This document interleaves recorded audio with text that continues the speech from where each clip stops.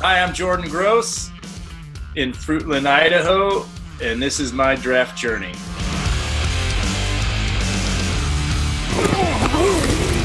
Y'all been beasts out there. Pitch to Foster, trying to turn the far side. Got a block. Got another block. Number 69, Jordan Gross, is a heck of a pass protector. Because Carolina's probably going to take the 8th selection in the 2003 NFL Draft, the Carolina Panthers select Jordan Gross, offensive tackle from Utah.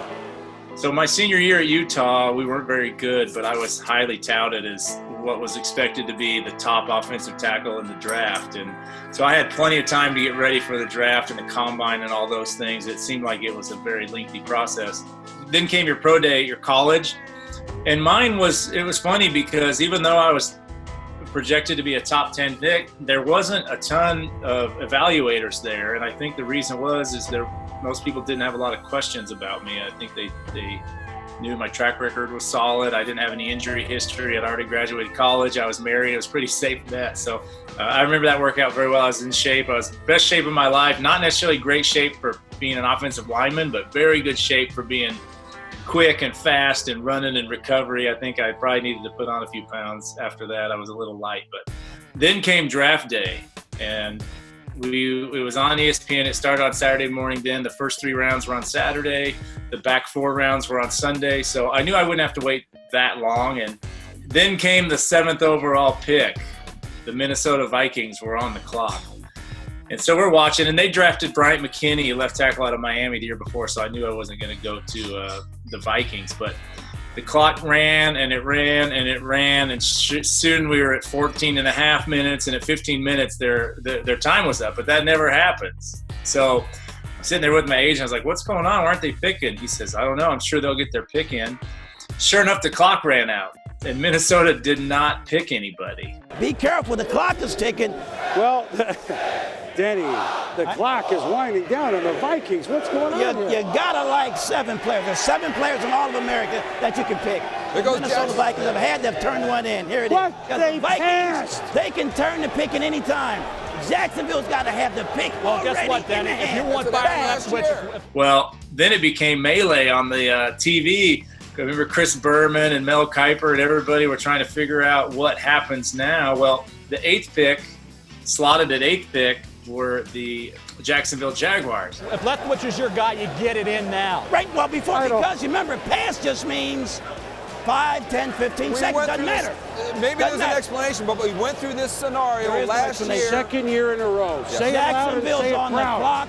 Turn your pick in. So the Jaguars ran and turned in their pick for quarterback from Marshall, Byron Leftwich. So now instead of picking him 8th where they were slotted, they ended up picking him 7th. They have a lefty in Burnell. Now they got a Leftwich. So now since the Jaguars had picked Byron Leftwich with what became the 7th pick, the Panthers knew they could run and put their pick in before the Vikings as well. The card is in, but whose card? Whose card? Whose card? The suspense is killing us. Let's go up to the commissioner. We're watching TV. We're saying, what's going on? Because I thought I maybe would have gone to the Jaguars. Next thing we know, my agent's phone rings. Yeah, he's right here. Hello? And I answer. It's John Fox. Jordan, you're going to be a Carolina Panther. Right as they're announcing it on the TV that they're picking me, all hell breaks loose in my wife and I's house. So the whole series of events happened so fast, and it's still kind of a memorable moment in draft history. It's pretty cool to be a part of it. I bet you he would be above the 8th pick on most sports. And, he was a guy that everybody seemed to like, but the way it fell, this draft just fell the way that he was there for us at 8. So we feel very fortunate that he was. You know where you're going, and a team really wants you, and their head coach is excited, their O-line coach is excited. It's such an honor to have somebody want to pick you and want you on your team so much that you'll go that high. And, I just feel really grateful and really blessed to be in the situation. We were flying in, and my wife and I are looking out the window trying to see, there's a skyscraper. That must be downtown. Look, there's the stadium. I mean, we'd never been to Charlotte, never been east of the Mississippi, hardly at all. So we land, get picked up by the team, met Coach Fox, and it was neat. I went to the war room because the draft was still happening, and the next day, Sunday, my press conference to introduce me to the media and everything was scheduled for earlier in the morning, and our alarm didn't go off. And my wife and I, being on Mountain Time, almost overslept. So it would have been a bad introduction to the fan base. But the rest is history. I can think back about the draft, especially this time of year, and it seems like it wasn't that long ago. Then you see pictures of what I looked like then and what I look like now, and obviously a lot of time's gone by. But the whole thing blew by. I was so fortunate to do my whole career one place and then continue to work for the team afterwards. And it's just amazing how